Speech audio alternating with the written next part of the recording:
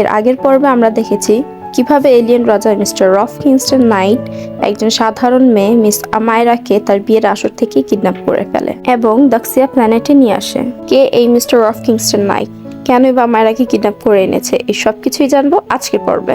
মায়রা রুবিকে তাদের রাজা সম্পর্কে জিজ্ঞেস করলে রুবি তাকে বলে তাদের king mister Rauf Kingston night তাকে 2 দিন আগে দাক্সিয়া প্ল্যানেটে এনেছে এবং সে এও জানায় মিস্টার নাইট ঘোষণা করে দিয়েছেন যে আমায়রাই হবে দাক্সিয়া প্ল্যানেটের ফিউচার কুইন। রুবির এইসব কথায় আমায়রা বেশ ভয় পেয়ে যায় এবং সে তখনই রুম ছেড়ে দৌড়ে পালায়। রুম থেকে বের হয়ে আমায়রা তার চারপাশে সবকিছুকে যেন অবাক দৃষ্টিতে দেখছে, কারণ এমন দৃশ্য তার চোখ এর আগে কখনো দেখেনি। সে কি কথা, একটা জায়গা এতটাও সুন্দর হতে পারে, এটা তার জানা ছিল না। এত মনোমুগ্ধকর দৃশ্যও যেন তাকে আটকাতে পারেনি। আমায়রা আবার দৌড়াতে শুরু করে। দৌড়াতে দৌড়াতে একটা সময় আমায়রা বাহিরে বের হয়ে যায়। গোটা স্বপ্নের দুনিয়াকে যেন সে তার নিজের চোখের সামনে দেখতে পাচ্ছে। তার সামনে ছিল ঝলমলে আলোকিত একটি ক্রিস্টাল প্যালেস।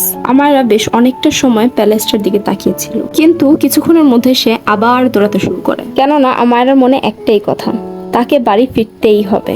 এই সবকিছুই দেখছিল মহারাজ মিস্টার রফ কিংস্টন নাইট তার প্যালেসের চূড়া থেকে। ইয়োর হাইনেস, আপনি কি আসলে এই মেয়েটিকে বিয়ে করতে চলেছেন? মিস্টার নাইটের সবচেয়ে বিশ্বস্ত guard mister Ryan Arslan mister নাইটের উদ্দেশ্যে আরো বলেন, ইয়োর এক্সেলেন্সি, এটা পুরো দাক্সিয়া প্ল্যানেটেরই ফিউচারের কথা। আমি বিশ্বাস করি আপনি ভেবেচিন্তে ডিসিশনটা নেবেন। উত্তরে মিস্টার নাইট আরসলানকে বলে, এছাড়া অন্য কোনো উপায় আছে কি?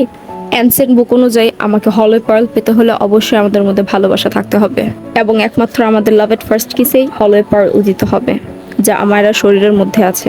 আর ভালোবাসার জন্য বিয়ে ছাড়া অন্য কোনো উত্তম বিকল্প নেই। তাছাড়া আমায়রাকে দাক্সিয়া প্ল্যানেট রাখতে হলে অবশ্যই তাকে একটা পরিচয় দিতে হবে এবং সেই পরিচয় হবে আমার রানীর। কি বিশেষতা আছে এই হলি পার্লের মধ্যে? কেনই বা এই হলি পার্ল মিস্টার রফ কিংস্টন নাইটের জন্য এতটা ইম্পর্টেন্ট? এই হলি পার্ল কিভাবেই বা আমায়রা শরীরের মধ্যে এলো? এই সবকিছুই জানবো নেক্সট পার্টে।